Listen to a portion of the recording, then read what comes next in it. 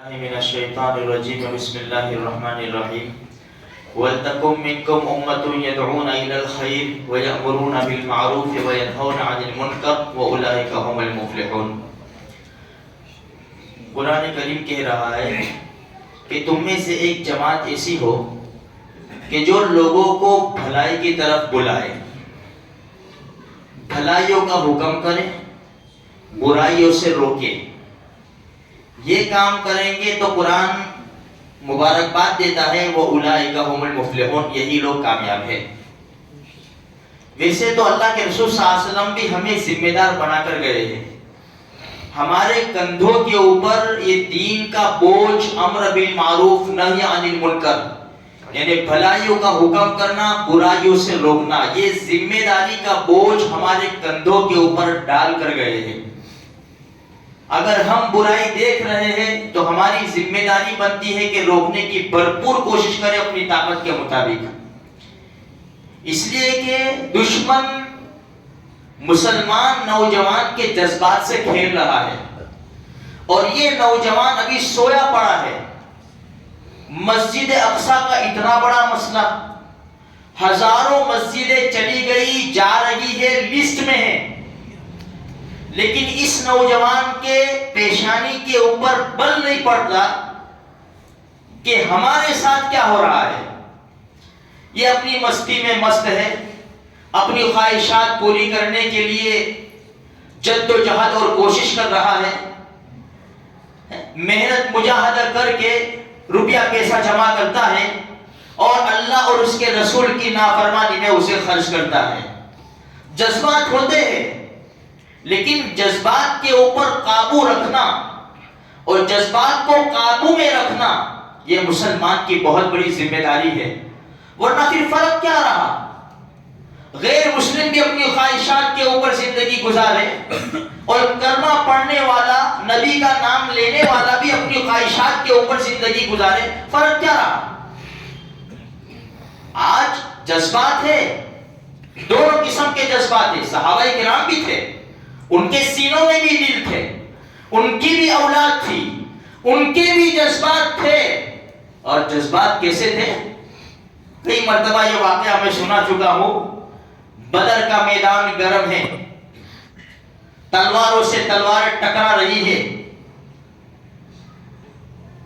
تیروں کی سنسناہٹ ہے، گھوڑوں کی ہنہناہٹ ہے، خون کے فوارے چھوٹ رہے ہیں، گردنیں دھڑ سے، جسم سے کٹ کٹ کر جدا ہو رہی ہے، ہر طرف شور و غل ہے، میدان کارزار گرم ہے، دونوں طرف کے بڑے بڑے دشمن برسرے پیکار ہے، ہر ایک اپنے مقابل کی کھوپڑی اڑانے کے لیے تیار ہے۔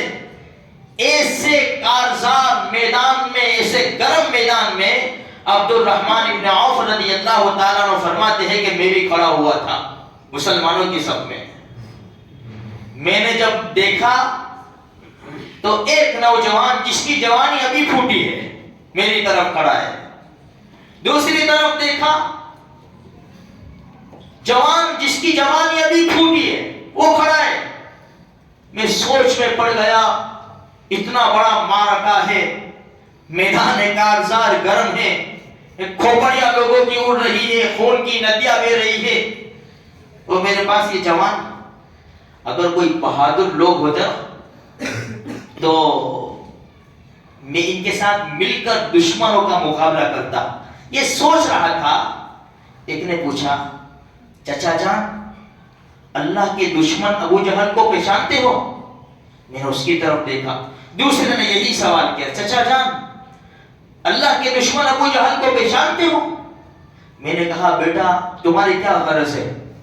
تو کہنے لگے ہم نے سنا ہے وہ ہمارے نبی کو گالی دیتا ہے، وہ ہمارے نبی کو تکلیف پہنچاتا ہے، ہم سے یہ برداشت نہیں ہوگا، آج اس میدان کے اندر ہم اس کا مقابلہ کریں گے، اس کو ماریں گے یا مر جائیں گے۔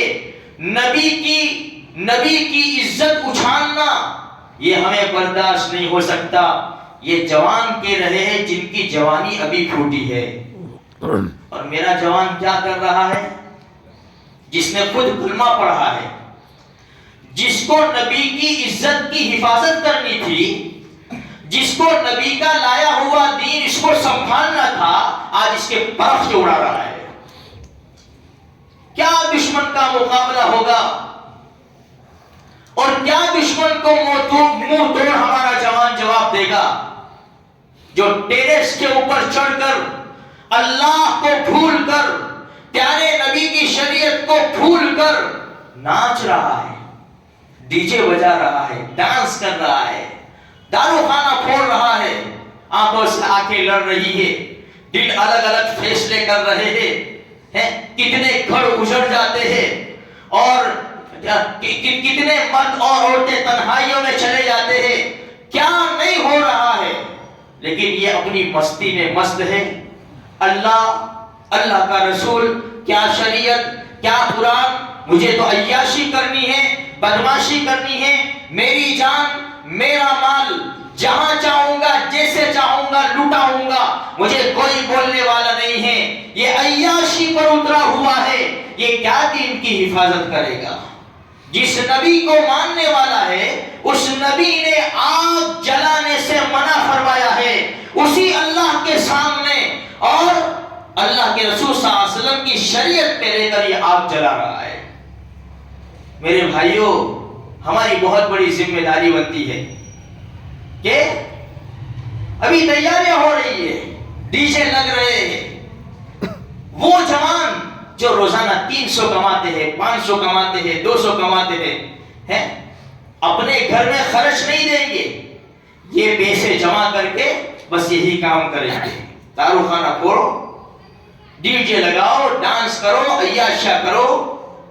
ہماری ذمہ داری بنتی ہے کندھے پر ہاتھ رکھ کر سمجھائے ان کو، جن کو اللہ نے روب دیا ہے، طاقت دی ہے، اپنی طاقت استعمال کرو اپنی طاقت استعمال۔ اپنی زمین کسی نے دبا دی تو آستینیں چھڑا لیتے ہیں، تھوڑا سا اپنے بچے کو کسی نے کچھ کہہ دیا تو تلواریں نکل جاتی ہے۔ کیا ہمارے بچے، ہماری زمین نبی کریم صلی اللہ علیہ وسلم کی لائی ہوئی شریعت سے پیاری ہے؟ کہ آج وہاں اتنا پیار ہے کہ ہم آنکھیں سے باہر آ جاتے ہیں اور ہماری آنکھوں کے سامنے پیاری شریعت کی دھجیاں اڑائی جا رہی ہے، پیارے آقا محمد رسول اللہ صلی اللہ علیہ وسلم کی سنتوں کو پامال کیا جا رہا ہے۔ یہ مسلمان کبھی سوچ نہیں سکتے تھے صحابہ کرام کہ یہ بھی ناچے گا، یہ اشہد ان لا الہ الا اللہ کی گواہی دینے والا، یہ ربیع الاول میں جھنڈا اٹھانے والا، یہ محرم الحرام میں واقعہ کربلا کو یاد کرنے والا، یہ ناچے گا، یہ کودے گا، یہ گائے گا۔ ارے تجھے تو کل قیامت کے میدان میں جب نفسا نفسی کا عالم ہوگا، دونوں جہان کے سردار امام الانبیاء کے مبارک ہاتھوں تجھے جام کوثر پینا ہے، آج انہی کی سنتوں کو توڑے گا، آج انہی کے احکام کو توڑے گا۔ میرے بھائیوں، جذبات ہوتے ہیں، جذبات پر قابو کرو اور جذبات کو قابو میں کرو۔ یہ نوجوان جن کی جوانی ابھی پھوٹی تھی پوچھ رہے ہیں اور دوڑ لگائی، وہ رہا ابو جہل، دونوں گئے، دونوں معاذ اور معوذ دونوں گئے، ایک نے ابو جہل کی سواری پر حملہ کیا، دوسرے نے ابو جہل کے اوپر حملہ کیا۔ ابو جہل کے بیٹے اکرمہ پیچھے بیٹھے ہوئے تھے، ابھی مسلمان نہیں ہوئے تھے، انہوں نے دونوں میں سے ایک کے اوپر حملہ کیا، ہاتھ کٹا، الگ نہیں ہوا، لٹک گیا، بیٹھ نہیں گئے، ہاتھ کو دبا لیا اسی طرح اور میدان میں لڑتے چلے گئے۔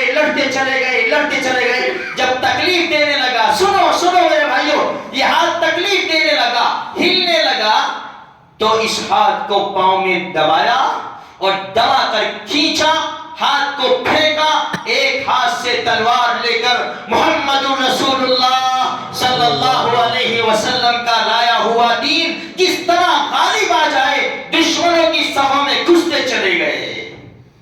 ہاں، جب ایک ناخن ذرا زیادہ کٹ جائے، اس کو کھینچ کر بتاؤ کیسی آہ نکلتی ہے اندر سے۔ میرا کہنا آسان ہے، تمہارا سننا آسان ہے۔ یہ واقعات صرف اس لیے نہیں ہے کہ سن کر دل خوش کر دو یا ایک کان سے سن کر دوسرے کان سے نکال دو، کل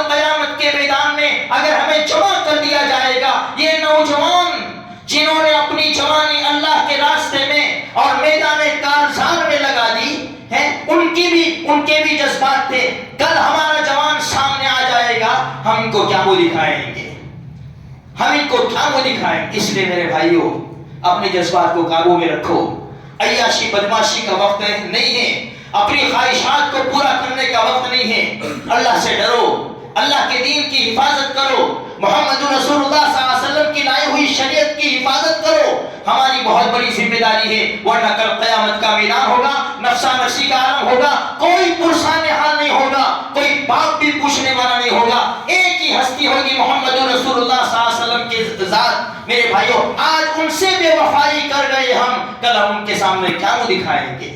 اس لیے ہماری ذمہ داری بنتی ہے اپنے آپ کو بھی بچانے کی کوشش کریں, اپنے دوست احباب جس کو بھی سمجھا سکتے ہیں میرے بھائیوں اپنی عزت کو قربان کریں اللہ کے رسول کے دین کے نام کے اوپر, اور سمجھانے کی پوری کوشش کریں. اللہ مجھے آپ کو سارے مسلمانوں کو دین کی صحیح سمجھ عطا فرمائے.